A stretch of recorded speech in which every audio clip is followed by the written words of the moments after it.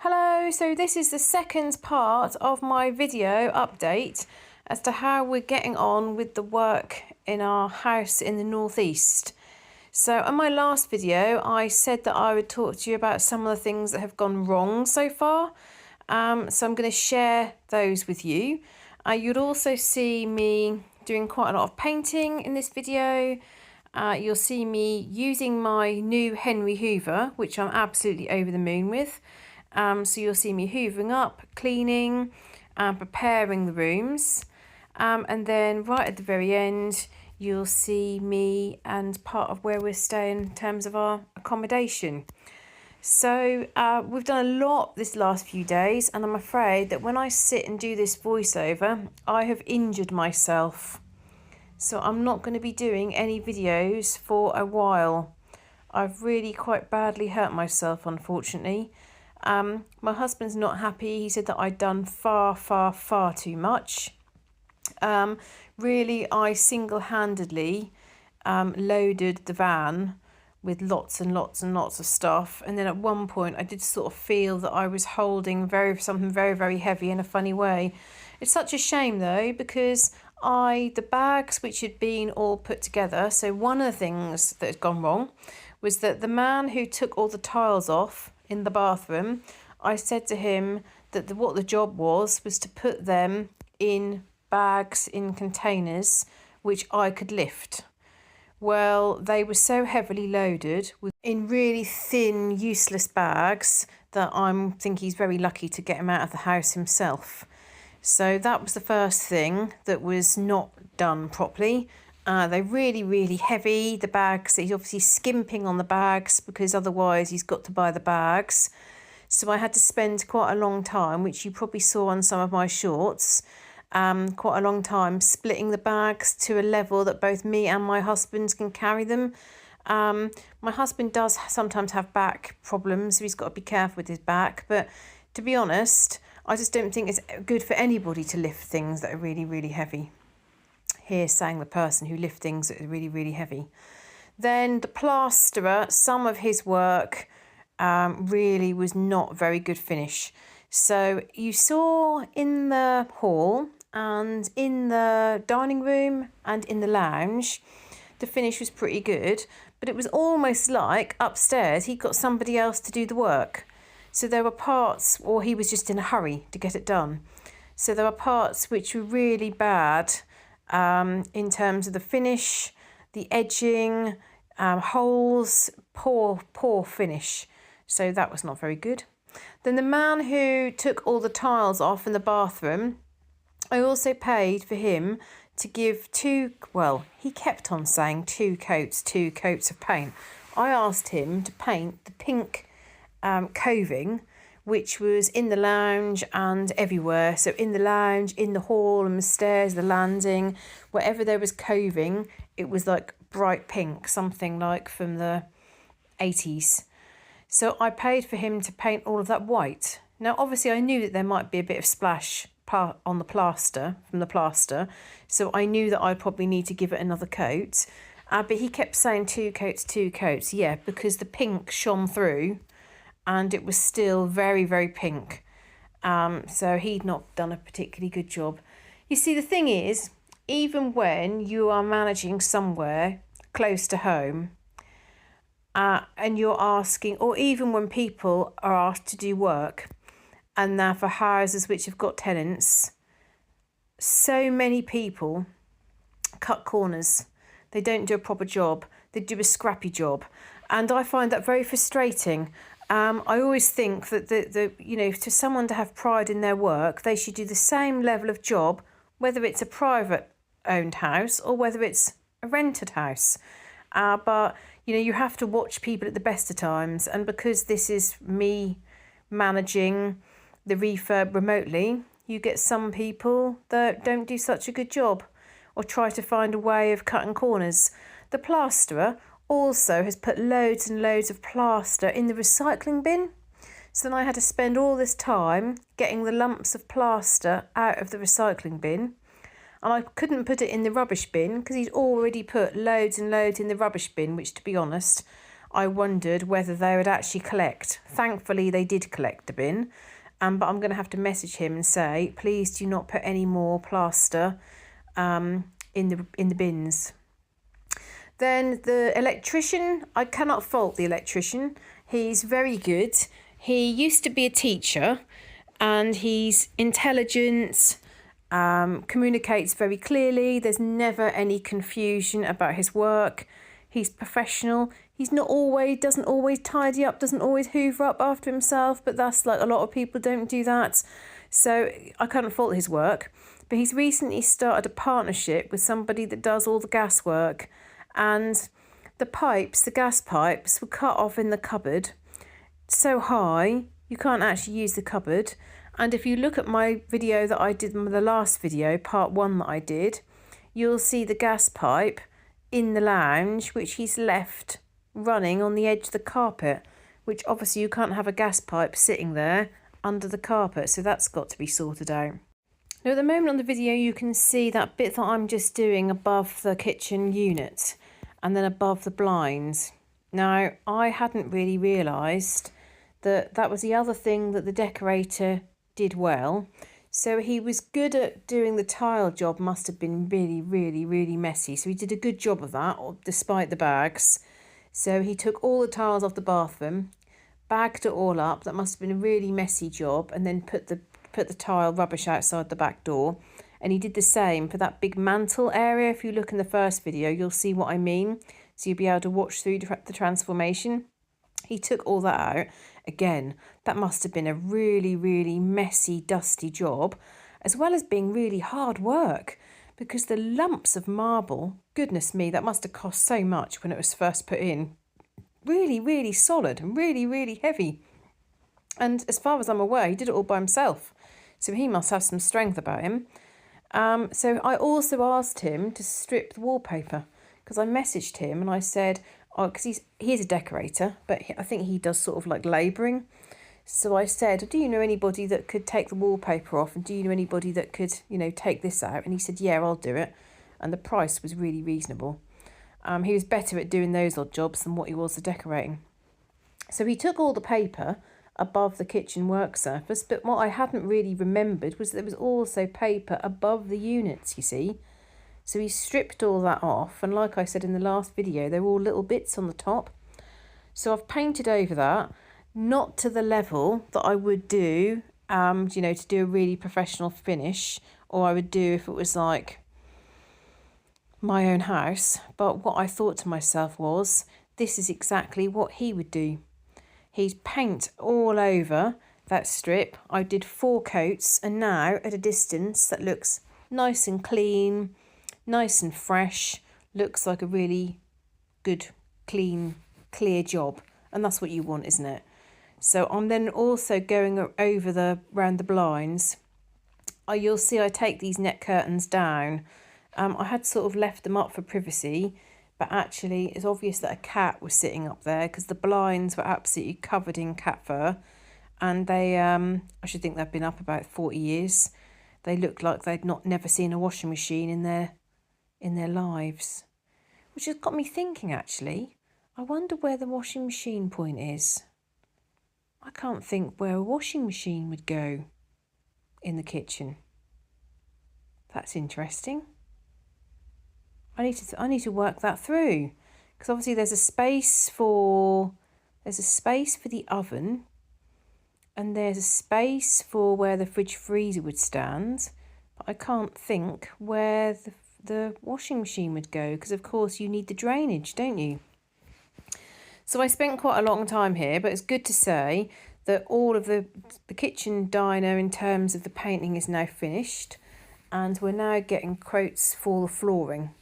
So that'll be the last part of it, along with the tiling. The tiler is absolutely desperate to start, but I can't have him come in until I get another point put in for the oven. My electrician, like I said, he is very good, but he won't do jobs unless you specify. And sometimes it is good for someone to say, oh, did you realise there's not an electric point behind the oven? Because he didn't say that to me, and he's signed all the certificate and everything off. but actually there's no electric point behind the oven, which is kind of quite a serious thing in terms of legislation. So I'm going to get him to put a point in, and that has to be done before the tiling is done. So as well as some of the things that have gone wrong, I wanted to also let you know about some unexpected costs that have occurred. So firstly, I got a quote for all the electrical works that were required, including the electrical safety certificate. That all looked fairly straightforward. However, when the test was completed, it was not working as it should, which could have meant that somebody, if they'd got an electric shock, they wouldn't have switched the whole equipment down, and they could have been injured. So it was actually really unsafe. So that meant I need to have a completely new electrical board. So that is kind of quite a lot of extra unforeseen cost. And then when the gas check was done, they discovered that one of the gas pipes was actually leaking. Very, very, very minor leak, but it was picked up, and of course any sort of gas leak is serious. So that meant that the pipe had to be capped and a new pipe had to be brought in for the oven points. So that was another thing which was an unexpected cost. And of course, you've already heard, those of you that follow me on my other channel, that the plasterer, there was a few things the plasterer didn't understand. So it seemed to be, I do make sure that things are written down, but I've found a couple of people so far have really struggled with writing English and understanding English. And when you say that, people immediately think, oh, are they people from other countries? No, these are people who've been born in England, just that their level of literacy is quite low, and so they've struggled to understand what I meant. So the two examples were, I took out the two gas fires, I had the gas capped, I wanted the fires completely removed, and I wanted the walls skimmed. So I said, oh, I'd like the fireplaces skimmed over. And then when all the photographs came through, what they'd actually done was they'd skimmed the whole wall and left the fireplace. And when I said, oh no, that needs to be covered, that's the reason why I wanted the wall skimmed, he said, I didn't know what you were doing with that. And I thought, how strange not to just double check. So that was slightly lost in translation. And then at the top of the stairs, you'll see on my very first video, there was all this like wooding effect. Now, retrospectively, isn't it a wonderful thing, hindsight? I think we should have just painted that. But I said to the plasterer, can you give me a price for if there's a normal wall behind there? And can you give me a price for if you have to board it? So he messaged me, I said, please don't. He said, I'll need to take all the wooden panelling off to see what's behind there. I said, no, please don't take the board off. Please don't take the wood off the wall. Can you just give me a price to say, if I take it all off and there's no wall there, it will be £400. If I take it all off and there is wood, there is a wall and there is kind of boarding there, that will be £200. And the next day he messaged and he'd ripped it all off. And I messaged him and said, I thought, surely he's not now taken it off. And I specifically said, don't take it off. And so I rang him and he said, oh, I've already started the work. So this is the person who put all the plaster inside the recycling bin. So like I said, some of the work is very good. Some of it has clearly been lost in translation, and some of it he's done is a little bit careless. But I said to my husband, we've got 3 small bits of the plastering skimming to do. What do we now do? Do we get him back just to do the last few pieces? Or do we try to find someone else? And if we try to find someone else, nobody is going to want to finish off someone else's work. So It's a bit of a challenge. I asked him this edging, there's an edging bit. I'll see if I can add a photograph in. It's been done very, very poorly. And I think once he took all that wood off, he realised that that was just a very, very thin, temporary, like wall, like a stud wall. So I think he then realised that the board he had was too thick. He went out and got another bit, but that was still sat a bit proud.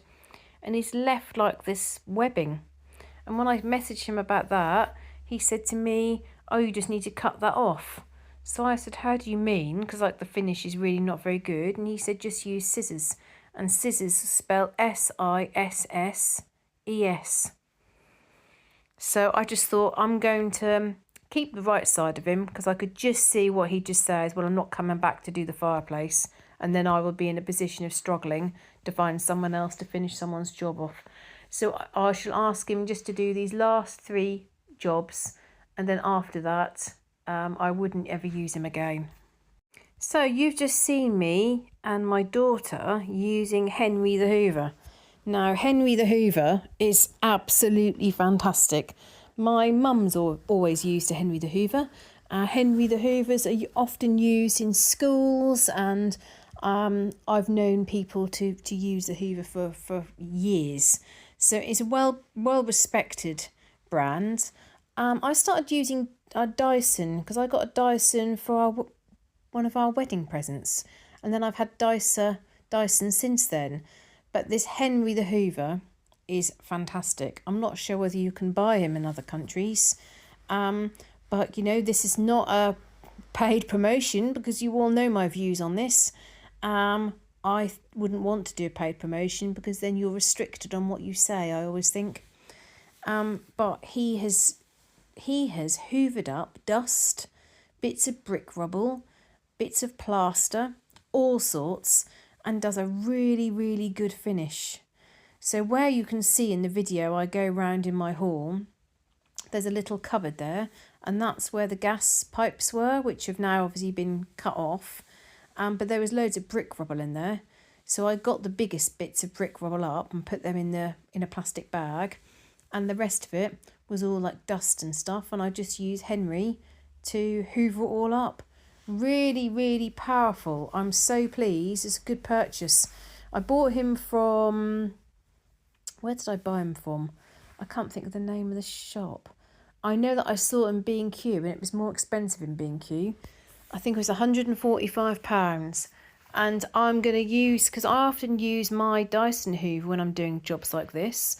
And I don't want to use my home Hoover in somebody else's house. So I thought, well, if I buy Henry, I can always use Henry for jobs like this and not get my Hoover all dusty and full of bits of brick rubble and things from other people's homes. So I'm pleased about that. So one change to our plans is, you know, the upstairs bedroom, the carpets, all of the carpets in this whole house are good quality, but of course they're very dated. So in terms of the plans, hall, stairs and landing carpet is going to be a mottledy grey, black, sort of bit of a mix. It's going to be quite dark, but it's going to be predominantly greys. The kitchen diner is going to be vinyl. The vinyl is going to be up in the bathroom, and the lounge is going to be the same carpet as the hall, stairs and landing. I was originally going to have all the bedrooms replaced, but I've decided not to do that. I've cleaned up all the carpets. All the bedrooms look presentable. In the future, I might replace those carpets, but at the moment, they are what's staying. They're clean, they're tidy, they're hard wearing, and that's what I'm going to have for a few years. So I'm just going to focus. The budget that we've got is not limitless. So we're conscious of the fact that the gas has been more, the electric has been more, the plastering has cost more. So the bedrooms are not going to be replaced at this stage. The strange thing is with the carpet company, I've been having a few phone calls with them today. They do vinyl, they do carpet, but you know, when you put vinyl down, you often need to board the floor to make the floor lovely and smooth to put the vinyl down, because otherwise you get that goes all up and down. not very good at all to put vinyl on top of something that's not like bordered.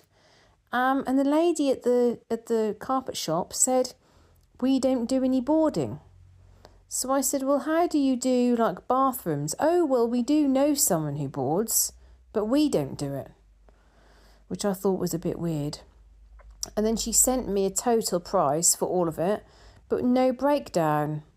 And she sent it by text message as well, which I'd said to her, if you can either email me, WhatsApp, or send it by messenger. And she's sending me like text messages, which I find a bit strange.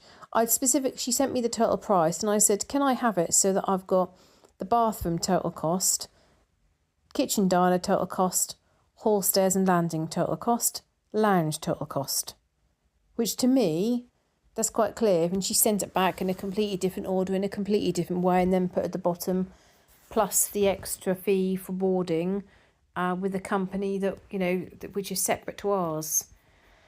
So I might go to a different carpet company, which is a bit of a shame because I was trying to support the little local company, which is quite near to the house, but we'll see. So you can see what a team effort it has been for the last few days. It really has.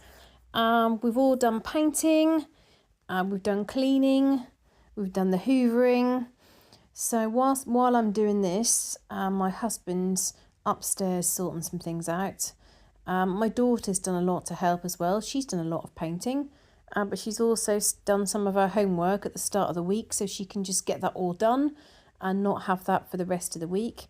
With the view that Wednesday she's going to see Grandma, Thursday she'll see Grandad, Friday we'll probably all do something together as a family because my husband has a shorter day and I've got Friday off on holiday from work, and then Saturday, Sunday, and then it's back to school because they only get 1 week for half term.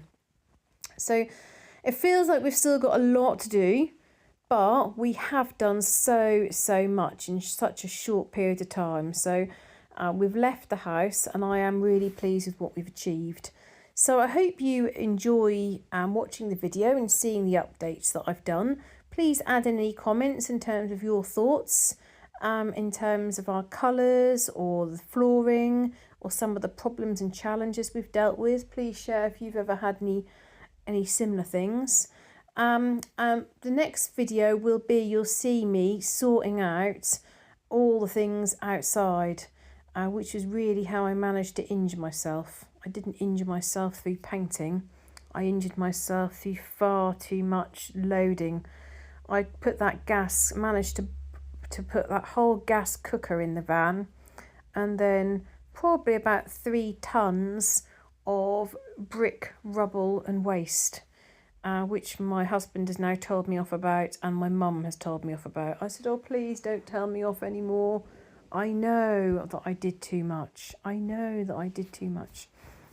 Okay, well, so I'm not going to be doing much over the next few days. So I'm going to be resting and hopefully I'll get back to my same strength with lots of sleep, and look out for the third part of my video updates on my house in the northeast. So thank you very much for following our journey. Before I finish the video, I wanted to show you a little clip of where we stay. So I haven't included the inside of the accommodation, but you can see that back on one of my old videos.